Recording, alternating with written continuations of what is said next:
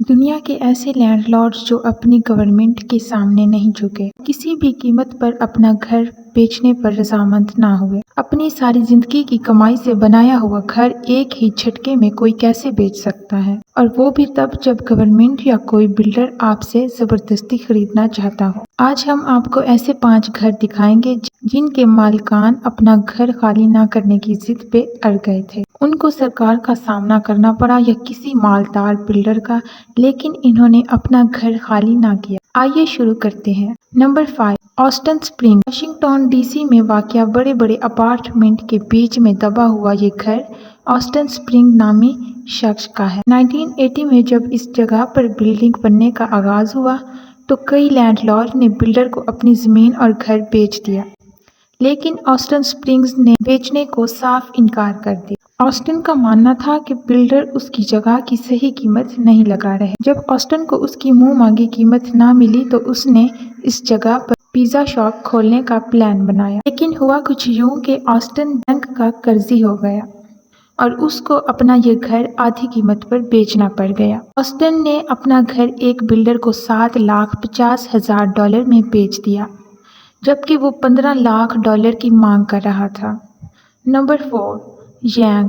پہلی بار دیکھنے سے ایسے لگتا ہے کہ شاید یہاں پہ زلزلہ آیا ہے۔ 3 منزلہ عمارت کے مالک یانگ نے اس کو بیچنے سے صاف انکار کر دیا تھا۔ چائنا کی بڑھتی ہوئی آبادی کے پیش نظر جس جگہ یہ گھر موجود ہے، وہاں چائنیز گورنمنٹ کو ایک ہائی ٹیک انڈسٹریل پارک بنانا تھا۔ یانگ کے گھر کے پڑوسیوں نے تو گورنمنٹ کے آگے ہار مان لی، لیکن یانگ چائنیز گورنمنٹ کو کورٹ لے گیا۔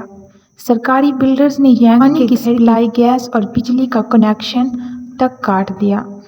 یانگ کو پانی بھرنے 1 کلومیٹر دور جانا پڑتا اور رات کو موم بتی کی روشنی میں گزارا کرنا پڑتا تھا۔ آخرکار 2 سال کیس لڑنے کے بعد کورٹ نے یانگ کے حق میں فیصلہ دیا۔ نمبر 3، میز فیلڈ۔ واشنگٹن میں ایک چھوٹا شہر ہے سیٹل۔ وہاں موجود ہے ایک شاپنگ مال جس میں ایک عجیب و غریب سا سوراخ نظر آتا ہے، لیکن قریب جا کے دیکھیں تو پتہ چلتا ہے کہ یہ مال ایک چھوٹے سے گھر کے ارد گرد بنا ہوا ہے۔ یہ بات ہے 2006۔ ہوا کچھ یوں تھا کہ اس گھر میں ایک 84 سال کی خاتون اکیلی رہتی تھی جس کا نام میز فیلڈ تھا۔ اس وقت اس کے ارد گرد چند گھر بنے ہوئے تھے اور باقی ساری جگہ خالی ہوتی۔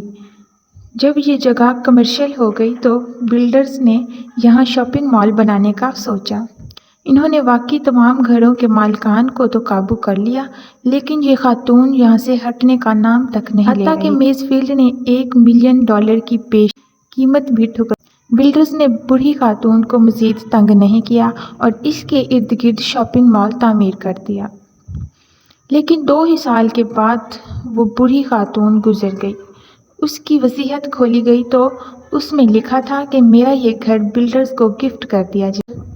بلڈر نے اس کے گھر پر قبضہ نہیں کیا اور نہ ہی اس پہ کوئی مال کھڑا کیا، بلکہ اب یہ گھر بلڈر مینٹین کرتا ہے۔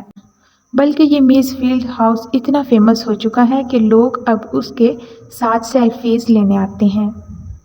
نمبر 2، لووا باؤجن۔